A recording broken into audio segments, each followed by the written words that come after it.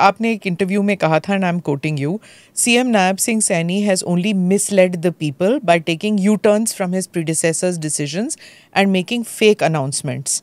एक ये बताइए आप, फेक अनाउंसमेंट्स क्या थी? दूसरी, similarly people have not forgotten the 10-year misgovernance of the Congress under Bhupinder Singh Hooda, जो आपने अभी लिस्टिंग की थी.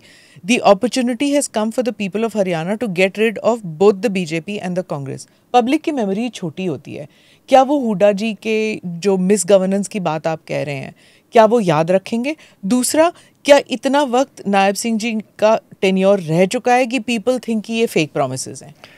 आप शायद ना जानते हो, मगर आपके आर्काइव्स में निकलेगा कि सैनी जी ने जब फुल कैबिनेट मीटिंग पहली ली थी, उस समय एक बयान दिया था कि हमने 94 दिन का रोड मैप बना है, और उसके शायद 2-3 दिन बाद लोकसभा की आचार संहिता लगी थी, तो फिर वो 2-2.5 महीने तो छुट्टी होगी, और उसके बाद उनको 94 दिन नहीं मिले। मैंने किसी से कल ही कैलकुलेट करवाया कि 74 दिन के मुख्यमंत्री रहे। अगर लोकसभा वाला दौर आप काट दो तो वो 74 दिन ही काम कर पाए। 74 दिन में उनने जो डिसीजन लिए वो सिर्फ मनोहर लाल जी के जो करे कामों के ऊपर यू टर्न लेने के। अगर यही चीज बीजेपी को करनी थी कि मुख्यमंत्री बदलकर यू टर्न दिलाने थे, तो मनोहर लाल जी से दिला देते। कोई एक ऐसी चीज बताइए जो नायब सैनी कहते हो कि हाँ मेरे विजन से मैंने प्रदेश को दिया है।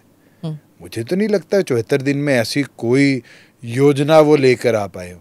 अग्निवीर को 10% हरियाणा पुलिस के अंदर रिजर्वेशन देने का जो कैबिनेट डिसीजन था, वो तो जब मैं कैबिनेट में था तब हुआ था। इनने कौन सा डिसीजन ले लिया? बीसीए को जो 8% पंचायती राज में रिजर्वेशन मिली है, वो डिसीजन तो जब था जब मैं पंचायत विभाग चलाता था। मेरे साइन से राष्ट्रपति को बिल गया हुआ है और अप्रूव होके आया हुआ है।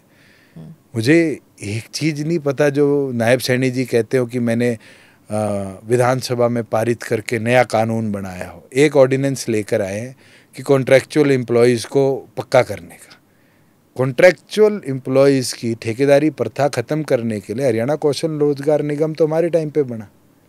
सिर्फ इनने तो उसको फॉर्मलाइज़ किया, एक स्टेप फॉरवर्ड लिया, और तो कुछ भी नहीं कर पाए ये 74 दिन में। और हुड्डा साहब की जहाँ बात है, तो सारा हरियाणा जानता है कि वो मुख्यमंत्री थे। दिल्ली बॉर्डर से लेकर अगर मैंने जींद जाना था तो लाखन माजरा तक मेरे पास सड़क थी।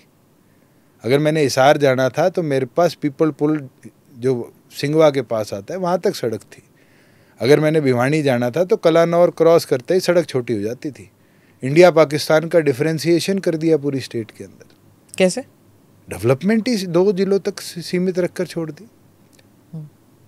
आप रिकॉर्ड निकालिए, फोटोज निकालिए, मगर ऐसा होता था जैसे इंडिया पाकिस्तान का बॉर्डर पे 4 लेन से सीधा 2 लेन, और वो भी टूटी आती है। हरियाणा की ये हालात थी उनके राज में। जनता भूली नहीं है कि जितनी फैसिलिटेशन आई, जितनी डेवलपमेंट आई, वो 2 जिलों में आई। मारुति आई तो रोहतक में, एशियन पेंट्स आई तो रोहतक में, मारुति का आरडी सेंटर बना तो रोहतक में। आज मैं प्राउडली तो कहता हूँ मेडिकल कॉलेज जींद में भी बनाया है, सिरसा में भी करा है, और हमने बनवाया, बिफोर एंड टाइम बनवाया। उस जींद जिले को जो कोई देखना पसंद नहीं करता था, आज उस जींद जिले के अंदर 2 नेशनल हाईवेज नए बन चुके हैं जो 2019 और 2024 के बीच में बने। Click here to watch the full episode.